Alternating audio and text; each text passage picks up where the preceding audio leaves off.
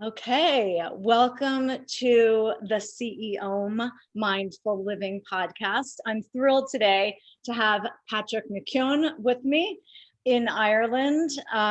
Patrick, I've told you how grateful I am for you being like an educator to me and a mentor as far as sharing so much about the science behind breath. I came to breath through yoga over 30 years ago, and I never really knew how it worked. I just knew that it worked as far as helping me create the mindset and energy that I needed every single day in small moments. But I want to introduce you quickly here. You are a world-renowned author and breathing practitioner. You were educated at Trinity College in Dublin before completing your clinical training in the Buteyko breathing method at the Buteyko Clinic in Moscow. And from a young age, you came to breath because you suffered from asthma and you relied on a lot of medicines and inhalers until you discovered this Buteyko method, which I'd love for you to talk about today, at the age of 26. And you experienced so many immediate and incredible benefits that I'm guessing you became called to share that with the world. So why don't you sort of give us a little bit more about your background and how you came to be where you are today? Sure. Thanks very much, Sandy. Yeah, I suppose like most kids growing up, having asthma, and if you have asthma, you also have this stuffy nose. It's quite common. And I had a stuffy nose. And when you have a stuffy nose, you predominantly mouth breathe because you don't feel comfortable breathing through it. And your sleep is impacted. And my breathing and my sleep is impacted. But also when you're breathing faster in upper chest breathing, you're more likely to be highly strung. So I was that kind of individual, very stuck in their heads, very much with a racing mind. Now, my background is business. I did a degree in business from Trinity College in Dublin, and I graduated in 1997. And I was in the corporate world, but I wasn't able to handle the stress of it. And I had very poor sleep quality because I had undiagnosed sleep apnea. And it was just by chance. I read a newspaper article in around 97, 98. I can't exactly remember the date of it. And it spoke about breathing through the nose in and out and having light and quiet breathing. I had neither. I would wake up with a dry mouth every morning. I'd have to get up to go to the bathroom during the night. So you have sleep disruption.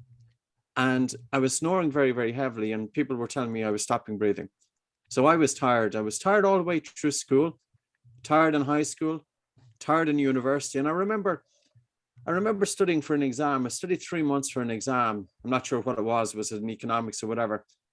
But I was doing kind of that crash last 20 minutes in the library before you go in down to the exam hall. And I was joined by a friend of mine called Terry Clune. And he hadn't opened a book. And I had studied this exam for 3 months. 20 minutes before the exam, he said, "Do you have some notes there?" And I said, "I do." And I handed him my notes. And I remember him looking at my notes, but I knew he wasn't just looking at them, that he was taking the information in. Whereas I could be looking at the page, but my attention wasn't on the page. My attention was stuck in my head. And the two of us went off and did our exam, and we got the same result. Now, this guy, Terry Clune, was setting up a business at the time called taxback.com. And he's about 48, maybe 49 years of age. He's about a year older than I am. And he's now worth, I would say, conservatively about $1 billion. Now, you do not achieve quality of work and success in any walk of life unless you have the ability to control your mind. And with that, concentration, attention span, and focus. And I would say they're very, very important traits. I didn't have these traits.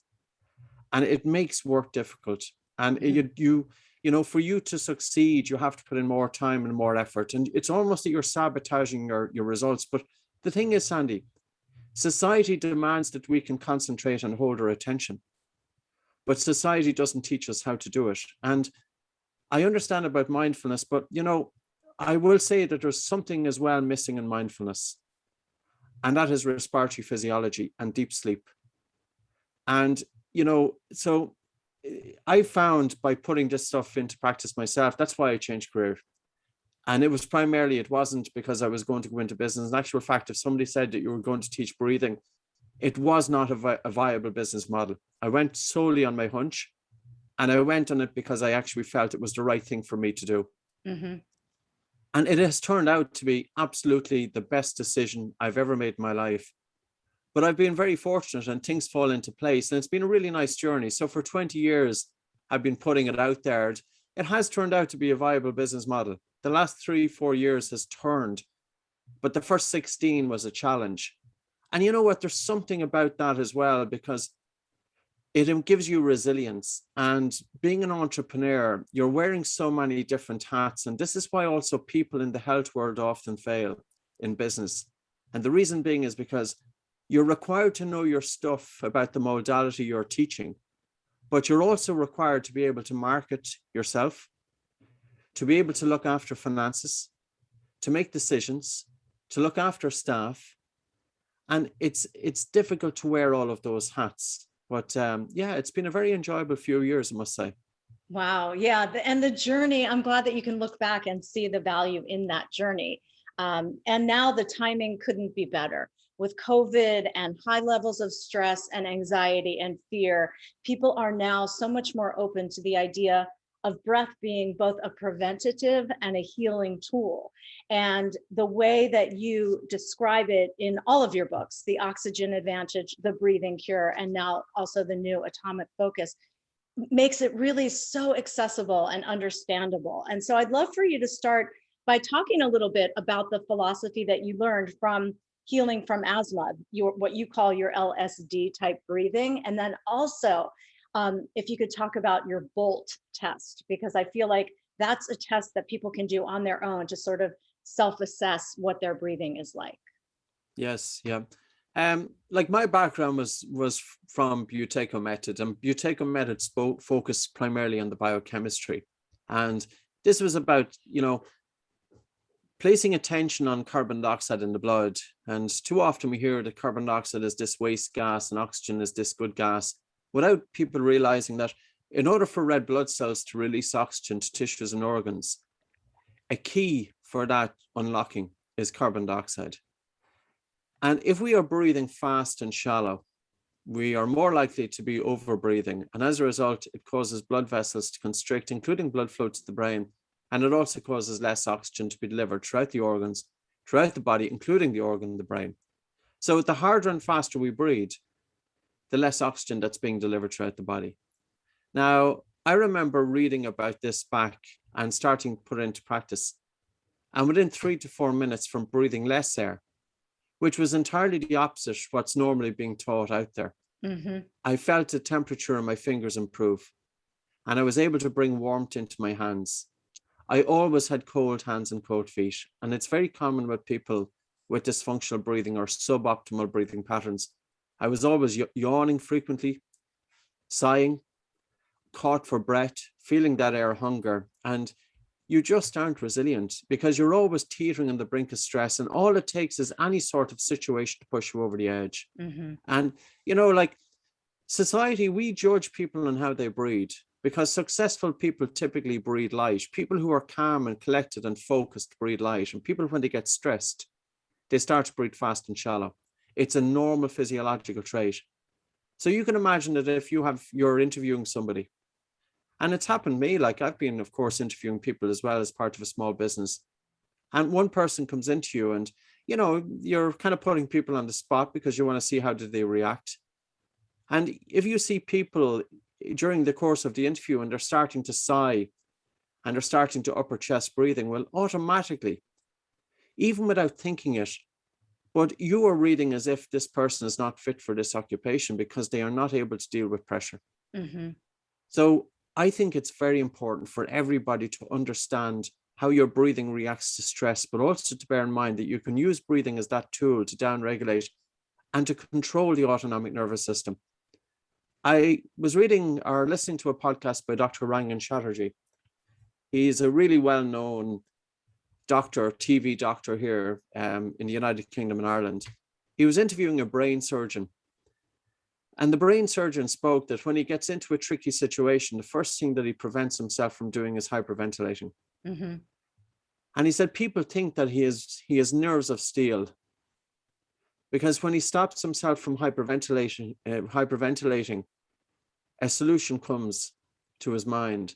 And I said, bingo. I said, this is it. This man, okay, he's a medical doctor. He's highly trained medical doctor. He gets this. Because if our breathing takes off on us, regardless of who we are, all the body wants to do is to get the hell out of there. Because this is how we survived throughout evolution. We got into a tricky situation, and the brain is there to protect the body, and the brain wants to get the body out of there as quick as possible. There is not a time for calm, collected thinking and decision making.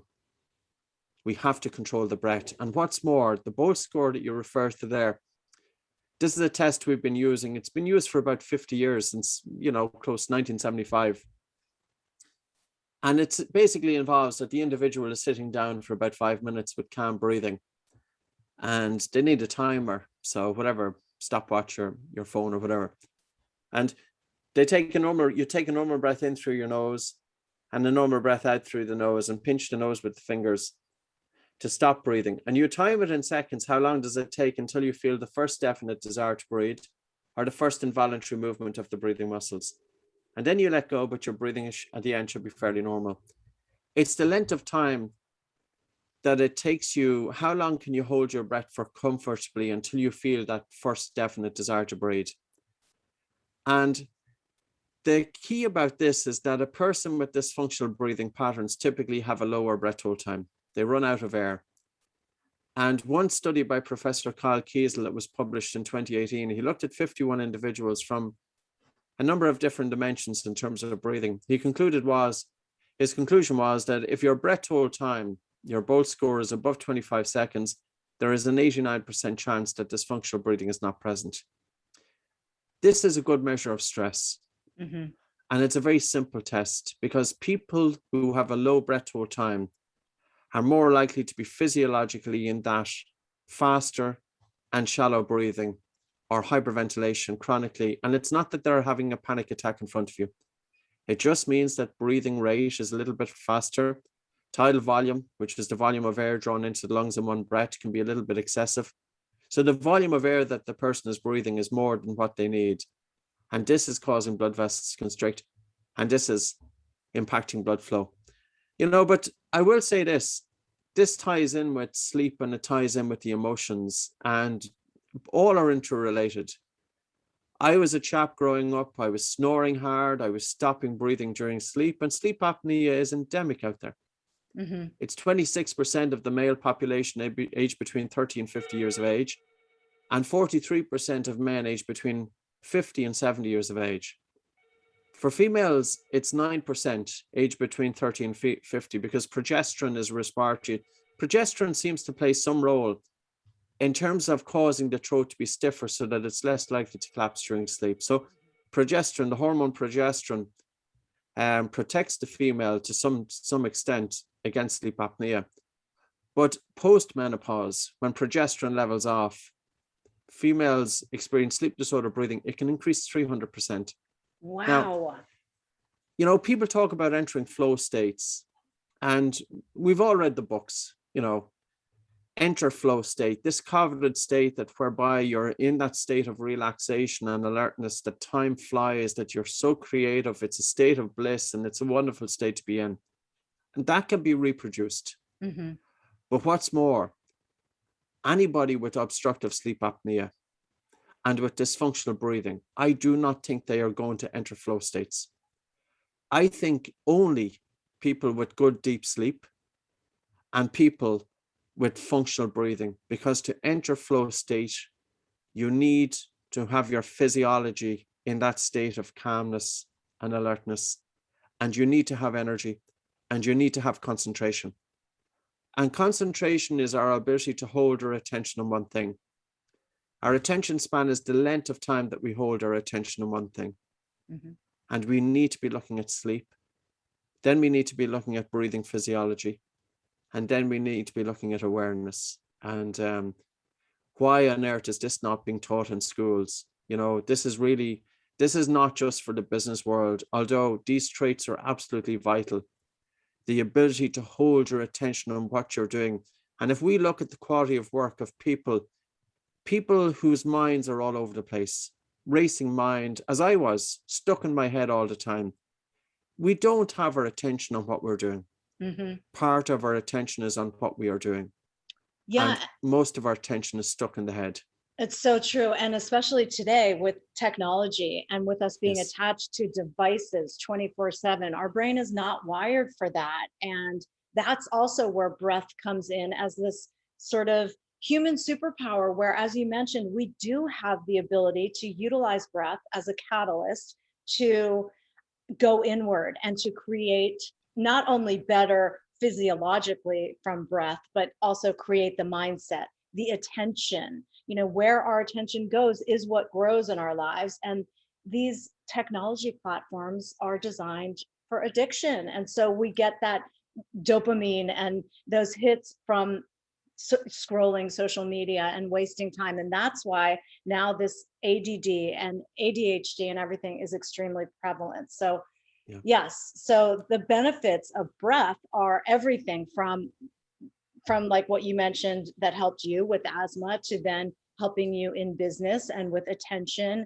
And I know that you also train athletes, and I think that high performance, if you want to talk about that for a little bit, also has a huge sort of umbrella of not just with athletes, but for people in business or people in any sort of part of their life. We want that optimal performance level. And as you mentioned, we can't get it without the right sleep. And breath controls everything. Yeah, like for athletes, the reason I put out our workshops for athletes back in 2015 when I was writing the Oxygen Advantage book was partly because of this. In 2010, Ireland was in a bad place economically. And there was a lot of suffering, there was a lot of anxiety, and men were under a lot of stress as well. And I just felt that, I wanted to bring together mindfulness and functional breathing because I am a fan of mindfulness. I've done Vipassana courses. It's been part of my breath work as well, because when you have your attention on the breath, of course, it's anapanasati, you're basically following your breathing. But I wanted to go a little bit deeper in terms of the physiology of breathing. So I put courses out in Ireland between 2010 and 2013. And 3,000 people attended these courses for panic disorder, anxiety, and high stress. Mm-hmm. 90 to 95% of the people who attended were female. Wow. Men were not attending. And I then realized, well, there's a problem here. And I had written a book back then called Anxiety Free, which was bringing together mindfulness with functional breathing. But I was just thinking, the person who needs this the most is probably unlikely to buy this book because they see anxiety on the cover. So what I wanted to do then was to develop a high performance program. And I was writing the Oxygen Advantage from 2011 through to 2014, 2015. And, we were putting it out to the MMA fighting community. We've got a lot of military people using it. So a lot of soldiers and elite forces. So for example, some of the instructors are from the Navy SEALs. We've got one instructor who is attended from Delta Forces, which is above the Navy SEALs, Air Forces. And a few weeks ago, I was working with snipers and teaching them how to breathe while pulling a trigger of a gun. Now, and this is what it's about, because, even just back to this basic level, these guys, a sniper, these are professionally trained, and these guys they physically train for 1 to 2 hours a day. Mm-hmm. They are the elite of the elite, and they are behind the sight of a rifle for 1 hour at a time, and they cannot be distracted, and they are holding their attention. Their shift is for 1 hour, and every hour then they change shifts. Now, that's attention, mm-hmm. and that is focus. And this is where we need to train the brain for that. And this is where high performance is coming in. And, we were then going through the physiology of the breath and wondering, well, because I've only shot a gun once in my lifetime, when I was a kid out with a double barrel shotgun out in fields, maybe shooting rabbits or something.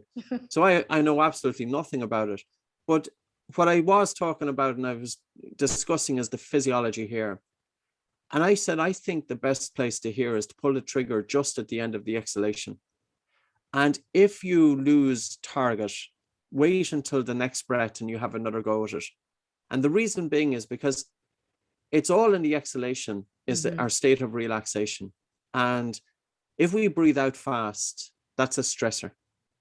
But if we breathe out slow and prolonged, that slow and gentle breath out through the nose, that's stimulating the vagus nerve to secrete the neurotransmitter acetylcholine, which causes a slowing of the heart. And the brain interprets that when the heart is slowing down, that the body is safe. This is where we can enter that flow state. And I then was practicing shooting as well. And it's pretty amazing, you're in this position, you're looking into a sight of a gun, and you're looking at a target that was 100, 200, and 300 meters away. And the room of error is that you have to shoot within an inch of the target, 1 inch. And I was doing it as well by practicing on my own breath, and they were practicing it. And it came back that was the best place. Just towards the end of the exhalation, relax into the shot and breathe into the shot. Now, we can use that technique in any sort of business, because there's times during the day that we're going to feel stressed, or, there's a meeting coming up and one wants to calm their physiology so that they can remain in that present state.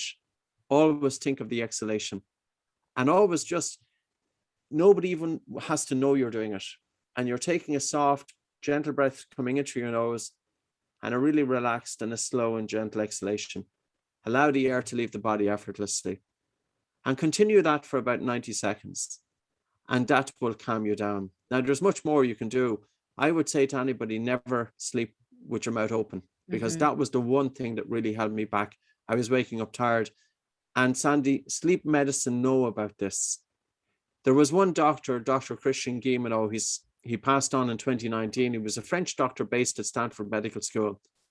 In the last 5 years of his life, he spoke about the critical importance of restoring nasal breathing during sleep. And I remember I was in Bordeaux at a sleep conference, because our paths were crossing. And I was talking at sleep conferences. And I remember he stood up in the middle of the room and he said to about 200 medical doctors, all sleep doctors, he says, "You have missed the elephant here. And the elephant in the room is the importance of nasal breathing during sleep." Now, it takes 20 years for this information to trickle down to the general population, or down to a general practitioner level. But I taped my mouth closed in 1998, and I wore nasal dilators to open up my nose. And the first morning I woke up, and it was kind of, I can't remember anything major happening after the first night doing it. But I did it again the second night, and I was breathing through my nose all that day as well, feeling air hunger because of years of mouth breathing. And I slept with mouth taped on the second night, and I woke up the second morning, and it was the best night's sleep that I had in about 15 years. Wow. Now, many of us don't get to realize, because, it's easy to say, yeah, my sleep has really improved when you have something to compare it to. But if you're waking up feeling that bit tired every morning, and that's been going on for weeks and months and years, that's the way it is, and you kind of grow to accept it. But when you look and when you can compare, and the difference was night and day. And I'm thinking about, you spoke about ADHD. Karen Bonnock is a medical researcher. She did a study of 11,000 children in Stratford upon Avon over 5 years, longitudinal study, large population.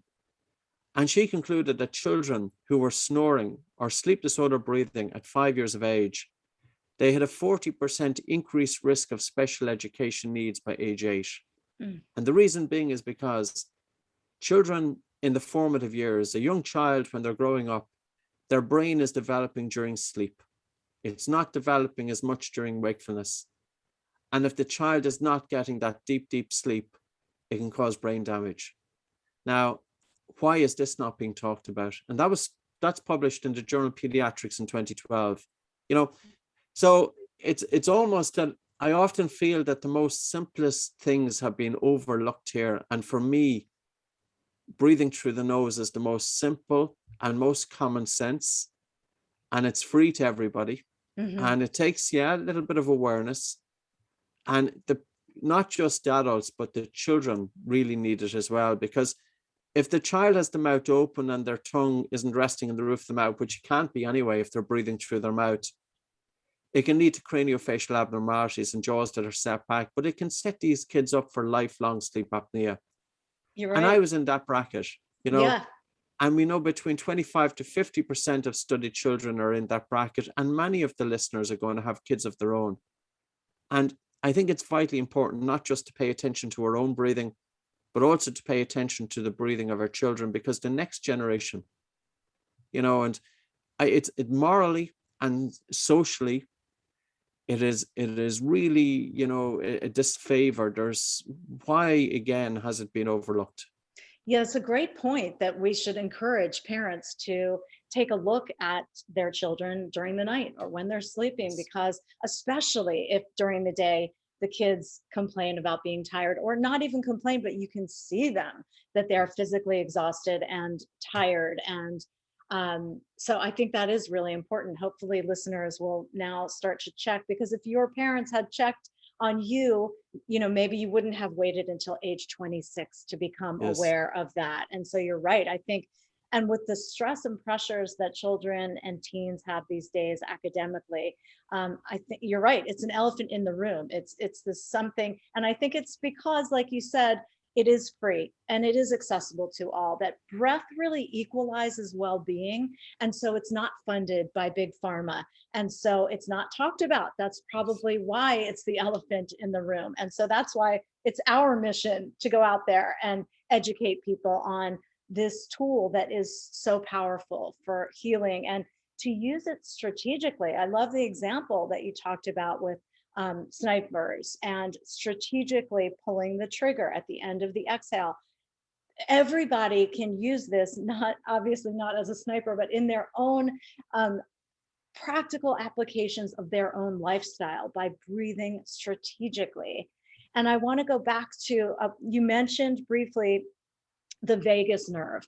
In my breath workshops, what I've heard is that no one really knows about this major nerve in the body. So I'd love for you to talk about it a little bit, and also about HRV, heart rate variability. People also don't really understand that. And breath plays a big part in both HRV and the vagus nerve. So can you sort of explain that in layman's terms?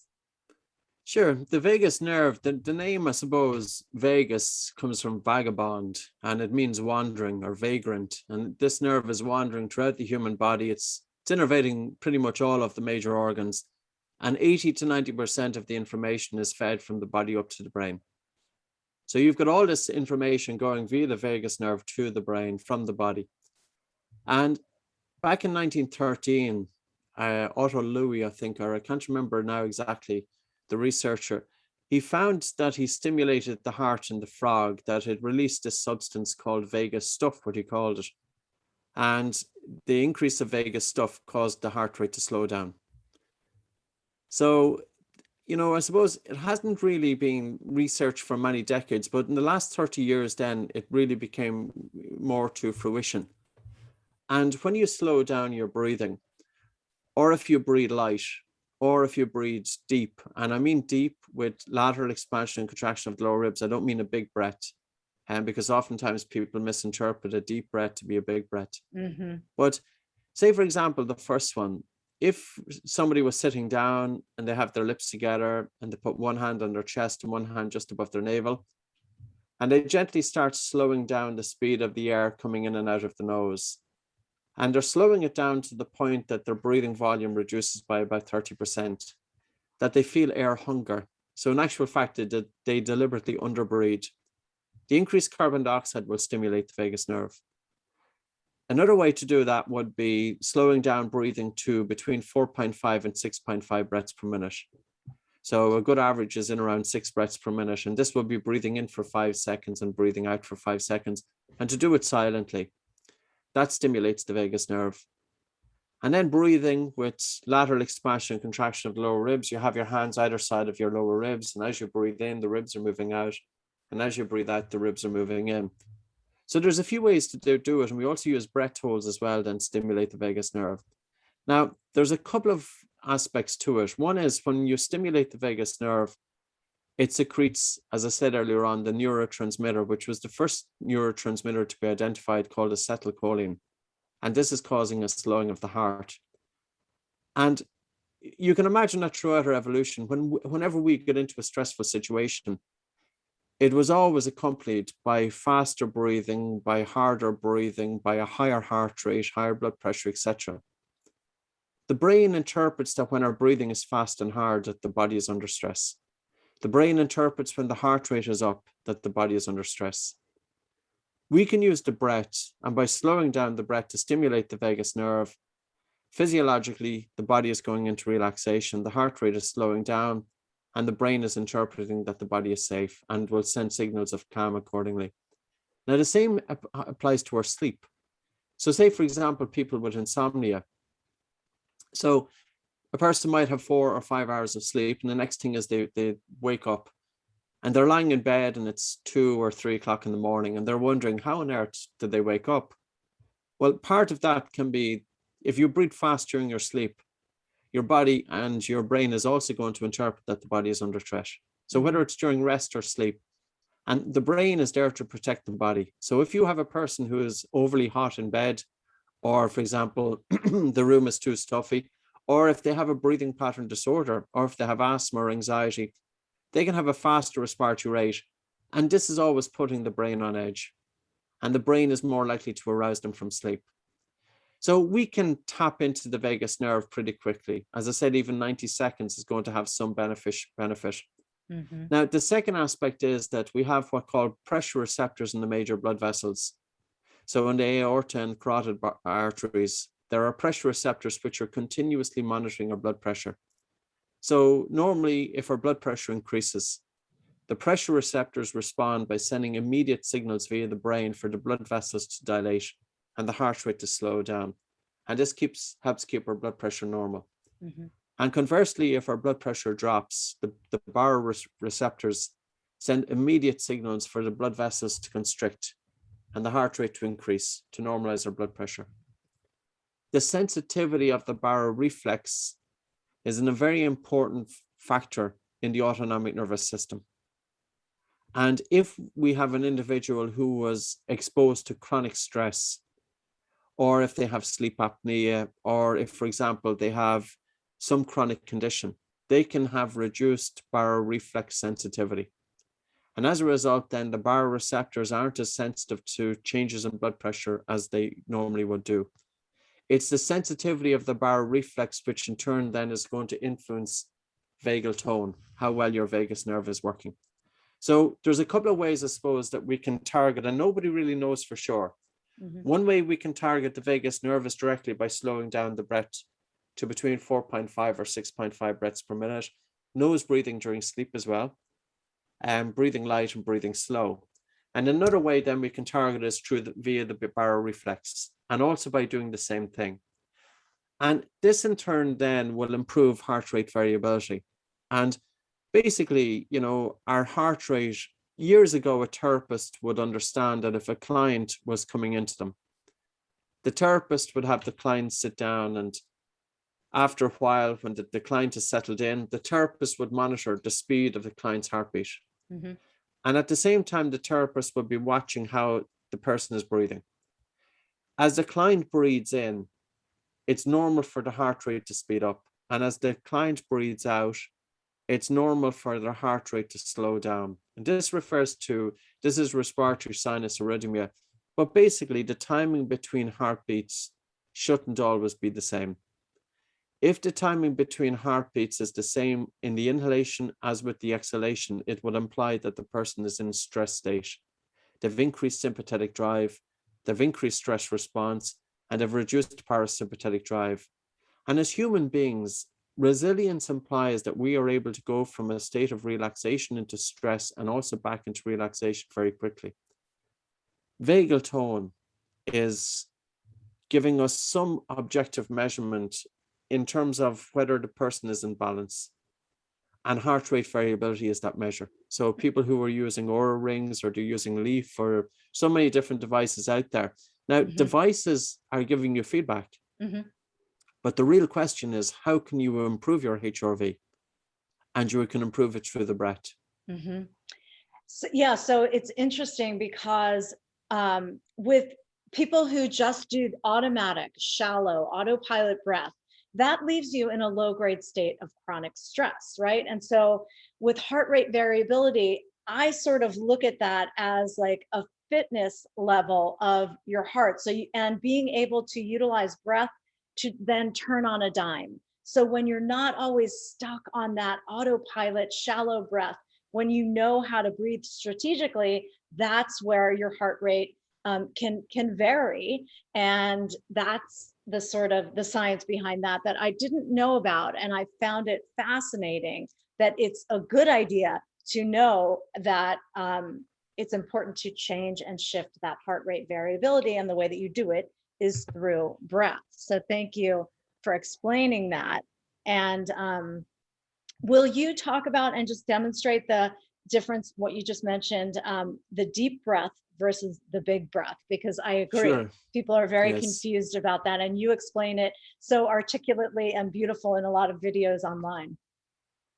Yeah, like I've made mistakes with deep breaths before because, before I was getting involved with breathing and to the depth to which I understand it now, I remember going in to do an exam in TCD, 1996 or thereabouts. And before I went into the exam hall, I was anxious going in because I was already that faster breather and irregular breather, shallow breather. And I decided to take a walk for about 3 minutes before I went into the exam hall. And during that 3 minute walk, I took these full big breaths. And they're often the type of breathing that you would hear, say, for example, that's commonly practiced in some yoga studios, that there's a deliberate intent on the instructor, that the instructor is feeling that the more air the students are breathing, the better. But I did this and I walked into the exam hall. I was all over the place. I was lightheaded. I couldn't think straight. And I never realized that those full big breaths is hyperventilation, which is getting rid of too much carbon dioxide from the blood through the lungs. And as a result, it's causing blood flow to the brain to reduce. And you can, if you hyperventilate for 30 seconds to 1 minute, you can reduce blood flow to the brain by up to 40%. Now, there is a myth out there about the usefulness of taking big breaths. Big breathing is a stressor. Now, because I understand people are going to say, well, what about the Wim Hof technique? Of course.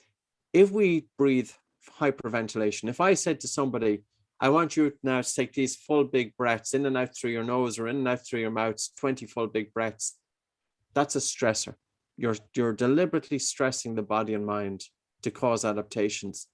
But if you have an individual who's breathing chronically, over breathing all day long, that person is absolutely going to be in a state of poor physiology. And their energy levels, their breathlessness during physical exercise, their stress levels, their sleep, so many different things are going to be impacted. A true definition of a deep breath would be to look at a cat breathe. The cat is breathing in and out through the nose. It's driven by the diaphragm. Yes, metabolically, they have a faster metabolism than we have. So they have slightly faster, they'll have a faster respiratory rate. But the basic essence is there. So there's a few different techniques we use in terms of bringing or engaging the biomechanics. And one of the simplest techniques is having people stand up with their hands either side of the lower ribs. And as you breathe in, that the ribs are gently pushing the hands outwards. And as you breathe out, that the ribs are moving inwards. Because it takes what's called intra-abdominal pressure to push the ribs outwards. And intra-abdominal pressure is that during the inhalation, as the diaphragm is moving downwards, it creates a negative pressure in the chest, which causes air to come into the lungs. But as a negative pressure is created in the chest, a positive pressure is created in the abdomen. And this positive pressure provides stabilization for the spine. So, for example, 50% of people with lower back pain have dysfunctional breathing patterns because the diaphragm breathing muscle is not just for respiration, but is that stability, it's that stabilization. And it would be interesting, if somebody is listening and they do have lower back pain, check, are you breathing that little bit shallow? Because you're not engaging the diaphragm as optimally as you should. And there's various techniques that you could start with that. But the first that I would say to people is start breathing in and out through your nose. Your mouth is directly linked with the upper chest. And mouth breathing is physiologically fight or flight. The mouth has absolutely no function to play when it comes to the breath. If you were to look into somebody's mouth and if you were to ask what part of the mouth here is doing anything for the breath, and you will say there's no part. So the mouth is simply a hole. It's an entryway for air to come straight down the person's throat into the lungs. The nose does all the work. And what's more, the nose is directly connected to the brain. Mm-hmm. So there's just something, and there's much more to this than we realize. I know back in the 1970s, Morris Cottle, who was a very well-known ear, nose, and throat doctor, he said the human nose is responsible for 30 functions in the human body. But we also know that memory and attention improve when people breathe in and out through their nose. Visuospatial awareness improves when people breathe in and out through the nose. So there's more studies coming out that are showing that the nose is not just for breathing, that it's very much a part of our, it is so many different functions to offer. And whether that is sleep or whether that is movement, whether that is stress, and all of these things are vital. All of these functions are vital. Mm-hmm. It's like the saying, the nose is for breathing, the mouth is for eating. So we need to really get people to focus on that. And also I've seen it feels very counterintuitive for many people to do that. What you just sort of demonstrated is, feeling their lungs expand laterally on the inhale, because most people are only doing the chest breathing. So I think your exercises with that are really great practice for people to put their hands on their lower belly and actually realize that the diaphragm and doing that diaphragmatic breath. So I think your main message today is for people to, number one, realize how they're breathing while they sleep, because that affects every aspect of our life. And if they realize that they are doing mouth breathing, it's important to correct it immediately. And you would suggest what devices, or taping the mouth gently closed? Yes. Yeah. I'll show you the tape that we use now. Of course, I have been working with children and teenagers for many, many years, and we've always come across a stumbling block. How do we get children breathing through the nose? So it was a couple of years ago that I developed a tape which surrounds the mouth. Now, we were using it previously with paper tape. This is the child's version of it here, so it's not going to fit my mouth so well, but just to describe it to you, it's an elasticated cotton tape, and I stretch it, and it surrounds the mouth, and it sticks. There's a tension here. Now, this is the child's one, so there's a tension here that's pulling my lips together, but if the child or adult wanted to breathe through the mouth, or if there was an emergency, they can do so. Yeah. So this is a safe way of getting the mouth closed and getting the benefits of it, instead of just taping across the lips. And Smart. We would always start off with kids first during the day. When kids, especially when they're distracted, if they're watching television, if they're playing games, because, parents will see it. The child is there watching TV, the mouth is open. And I remember myself, like, we were working with kids, and I remember two sisters coming in. One was 8 years of age and one was 10 years of age. And you can be going through with the kids. And we're always given like these workshops, group workshops with kids. What does the nose do? And having them do all of their breathing exercise, which involve a lot of movement for children, because kids are kids. I don't necessarily want, a 5-year-old sitting down there to be like an angel and just breathing really slowly. No, we do it with movement, so they can kind of get it that way. But I remember working with the two sisters, and they went off and they come back in a week later with their mom. And one sister, the older girl, has the mouth open, and the younger girl has the mouth closed, and went through everything again. And I knew both children could anatomically breathe through the nose, because we have them taped in the studio and we have them running even with their mouths closed, because I want to show these kids that, yes, even if you're doing physical exercise, just as we say to adults, breathe in and out through your nose, because your mouth does nothing in terms of breathing. So anyway, week 3, kids come back in again. The older kid still came with the mouth open. I said, okay, we are not spending enough time looking at the behavior. And that's why I said I said to the mom, I says, I really need you to make sure that, I can't remember the kid's name, but wears tape on our lips for about half an hour a day, because I wanted to start getting the association between nose breathing and the brain. And we did that, and it changed her breathing pattern to nose breathing. And I did it with many, many kids since, because that's going back a few years ago. So, I'm also going to make this point. In 1994, I had a surgery on my nose because of chronic nasal obstruction. And it worked. Mm. but nobody told me to breathe through my nose. Mm. And children as well undergoing adenoidectomy and tonsillectomy, their mouth breathing pattern is going to maintain in most situations because of the mouth breathing habit.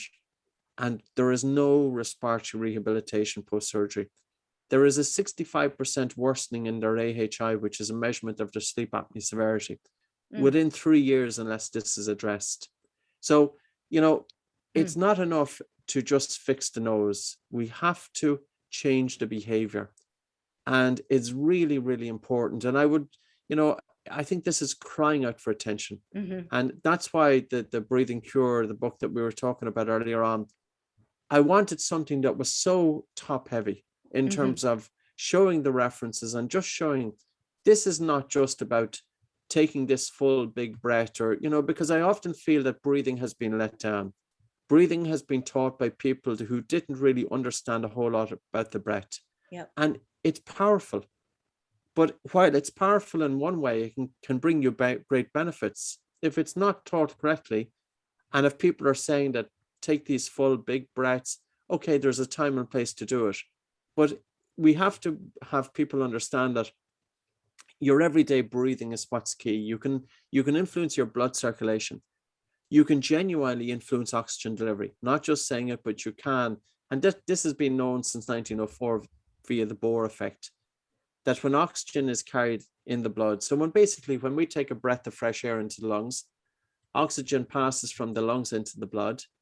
Hemoglobin, which is a protein within the red blood cells, picks up oxygen and carries it throughout the body.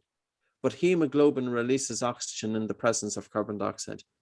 Now, if I was going back to that exam and going into the hall and taking those full big breaths, what I was doing was getting rid of too much carbon dioxide from the blood through the lungs.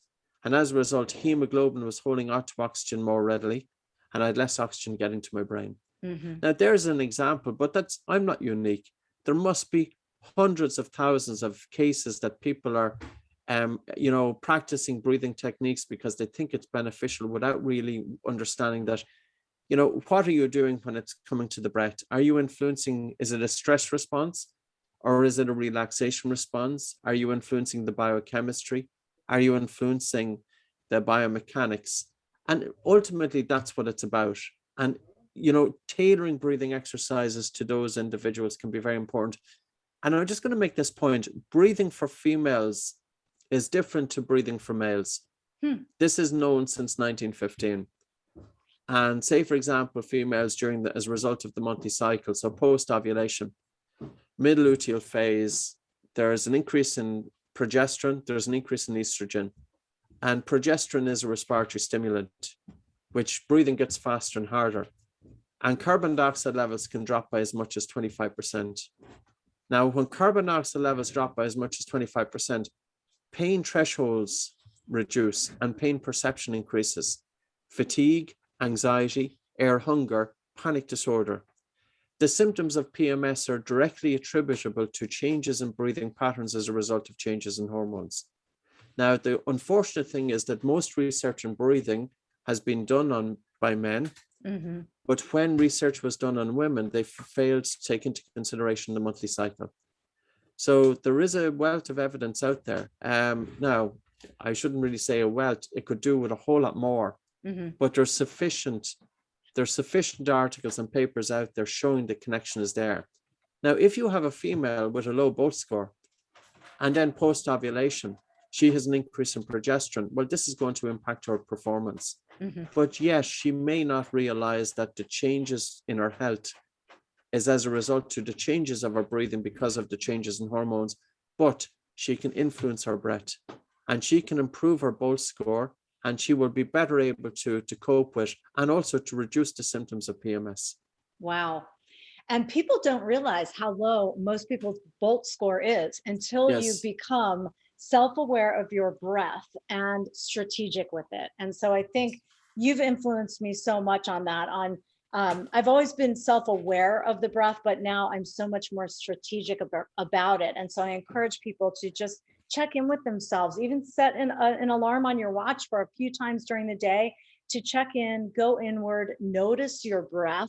and then breathe strategically. It isn't just for calming down. Like you said, there are so many different ways to be strategic about breath. And uh, so, wow, I mean, you're such a wealth of information. I hope to have many more conversations with you and share your tools with everyone. In the meantime, I highly recommend the Breathing Cure and Atomic Focus and the Oxygen Advantage for people to really better understand all of these physiological and biochemical aspects. And then like the magic begins. You begin to feel better. And breath is also energy, and it's people can feel it. So when you're feeling good inside, when you have that calm energy about you, everything, you start to reach your goals better, you start to communicate better, you start to engage with people better. So there's so many different applications for it, but I think that we'll leave people today with the encouragement and the advocacy to really focus on that nasal breath and become aware of it, and to facilitate that for yourself. So let everyone know where they can find you and follow you and maybe take some classes or certifications. Sure. Our website for performance is oxygenadvantage.com, and there's also social media channels there.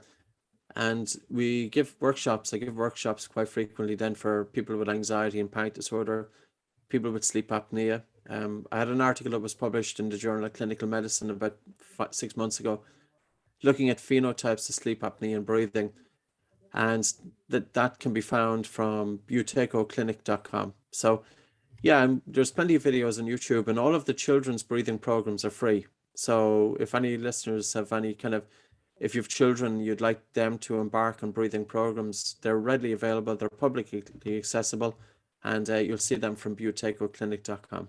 Awesome. Thank you, Patrick. I really appreciate your time and your information, your wealth of knowledge, and see you soon. You're very welcome. Thanks very much, Sandy.